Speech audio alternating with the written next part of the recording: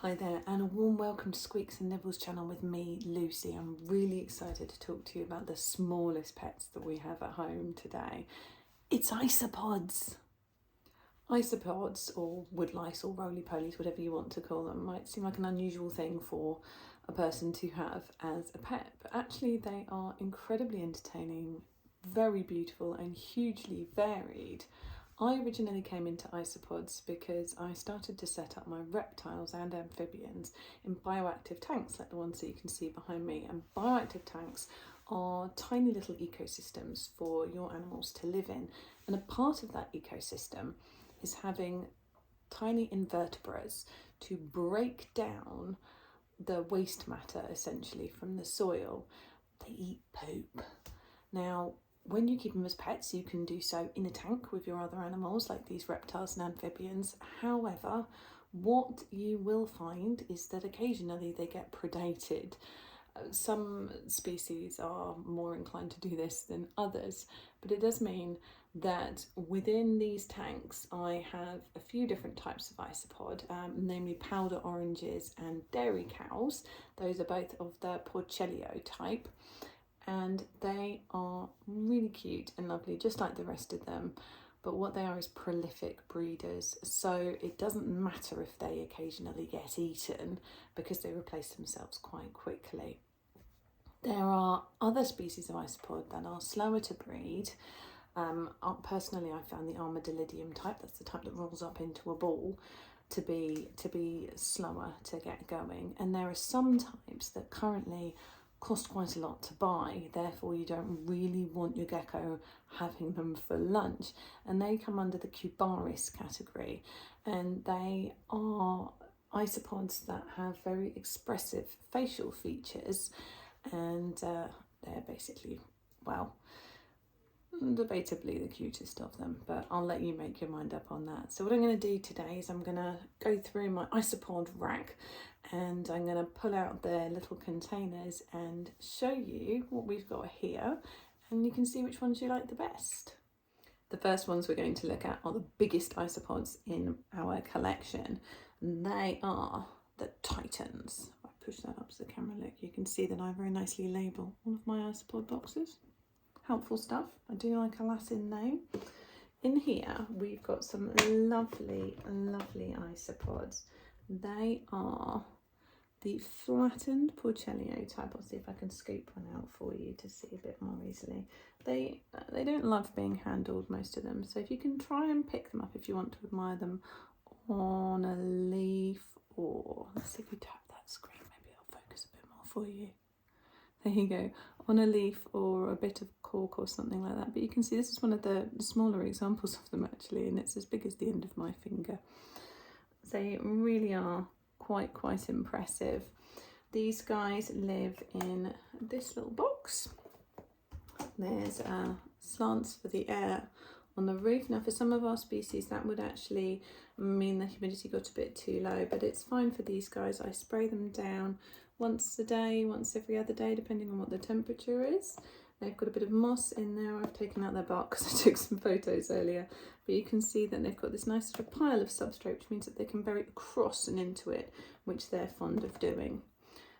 Like all my other guys, these guys are much happier if they're just left alone, but they don't mind being occasionally admired.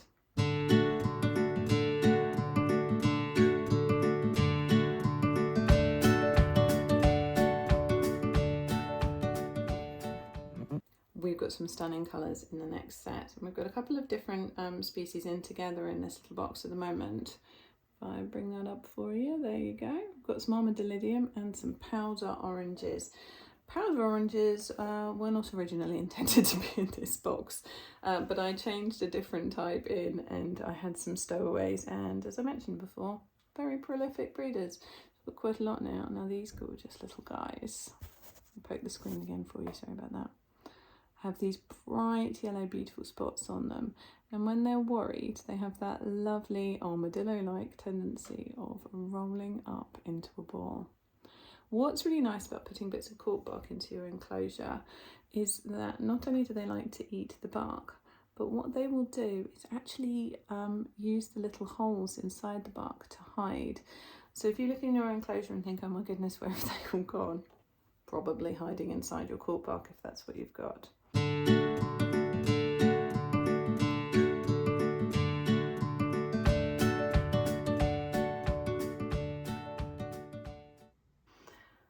Now what we've got here, from the same one, there's one of your cute little powder oranges.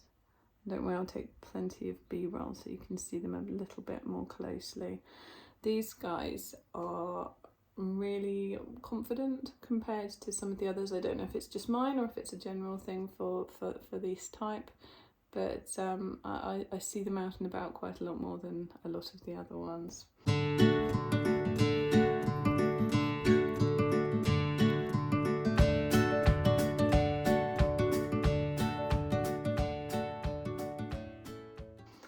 So again, similar setup. It's a more enclosed box, much more like what you see people have for tarantulas and things like that. But again, we try and pile the substrate up so they can bury straight into if they want to. It's a bit of sphagnum moss, which it stays nice and damp and gives them somewhere humid to go if they want to. We've got leaf litter on the top, they hide under that and they eat it. And then of course the cork bark for them to eat and hide into. Last but definitely not least, we've got a couple of Cubaris species for you to have a look at. So here are my rubber duckies. I was incredibly lucky to be sent a few of these by a lovely friend who had some that were breeding very well. They are absolutely adorable. I don't know if you can see that. It's so cute. They've got these teeny little faces. It's quite unbelievable. I'm very fond of these. They're also quite chill. Most of the woodlice, when you pick up the stuff, they just scuttle away. These guys just hang out, which is nice because it means you get to see them.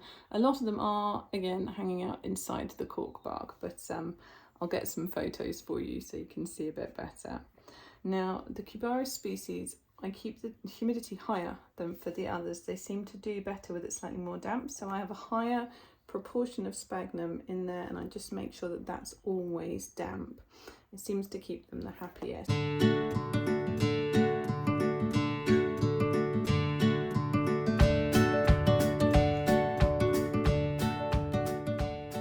I'm confident that it's the right setup because, one moment, put him back on his shelf.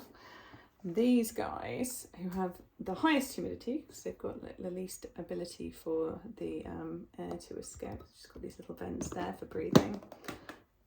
They have produced a lot of babies for us. I've actually sent some off to a friend, so there's not as many in here for you to admire at the moment. But there's a little baby there going inside the cork bark to demonstrate my point. Thank you, baby. Let me see if I can see one of the big ones. That's a little baby again. Hiding around the back of the cork. Look at that. So these are panda kings, and they are named panda kings because they're black and white. But I'll see if I can. There's. Might be able to see that one a bit better. Don't worry, we'll rely on the B-roll again. That's a little baby. But these have these adorable little eyes and tiny faces, and they are incredibly cute. And yeah, they've produced a huge bunch of babies for us this year, which is awesome. They do roll up into balls, just like your Armadillidium. There you go. One balled up, I'll pop it back quite quickly because we don't want to make them sad. So there you go. So the main difference with the Cubaris ones is currently they're more expensive because they are newer to the market for keeping. They are also a little bit harder to get to breed. They tend to want to settle for several months before they'll get down to it. But they all otherwise, other than the humidity point, have very similar levels of care. Mine are in different containers simply because I was trying out different containers to see which ones they were happiest in. And honestly, there's not an awful lot of difference, but I do maintain this humidity point, that there's something there. So in terms of feeding them, you want to make sure that they've obviously got leaves and bark that they can eat, but they do also eat things like the occasional little flakes of fish food or a tiny bit of gecko diet. They're like Rapaceae or Pangea mix that we use for our arboreal geckos. They also like little scraps of vegetables. Mine particularly like things like cucumber or sort of leftover vegetables or salad from what we've eaten that day. The only thing that's really important when you're putting food in for them is to just put tiny bits at a time.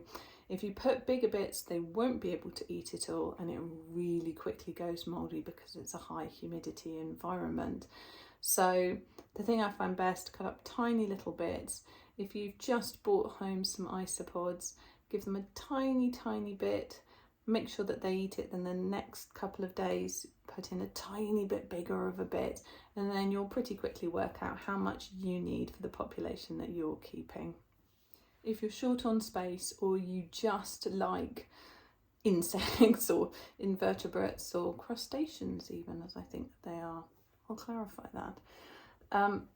Yeah, I can't recommend them enough. They're really sweet, they're really varied, they're really funny to watch, and they take up such a tiny amount of space that they're much more convenient for someone who's not sort of set up for the more expansive enclosures that a lot of exotic pets need. So 2 big thumbs up from me for isopods, or down there as the case may be, and yeah, let me know about yours.